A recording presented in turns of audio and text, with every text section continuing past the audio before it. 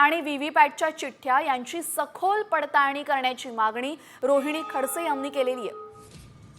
जळगाव जिल्ह्यातील मुक्ताईनगर बोदवड विधानसभा मतदारसंघातील निकालावर रोहिणी खडसे यांनी आक्षेप घेतलाय आणि त्यांच्या विरोधातील उमेदवाराचे 2 दिवस आधीच त्यांनी कोणत्या बूथवर किती मतदान मिळेल याबाबतची यादी सोशल मीडियावर व्हायरल केल्याचा आरोपही रोहिणी खडसे यांनी केलेला आहे। बॅलेट पेपरवर निवडणुका घेण्यासाठी कशाला घाबरतात असा सवालही रोहिणी खडसेंनी उपस्थित केलाय।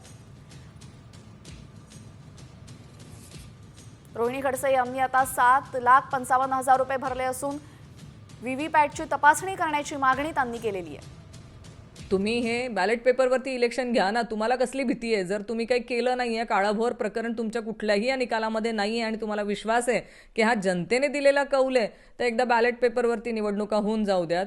आम्हालाही बघायचं आहे की लोकांचा तुमच्यावर विश्वास आहे की आमच्यावर विश्वास आहे। हा ईव्हीएम मध्ये केला गेलेला सगळ्यात मोठा भ्रष्टाचार म्हणता येईल किंवा आपण म्हणतो अफरातफर केली गेलेली हा प्रकार आहे।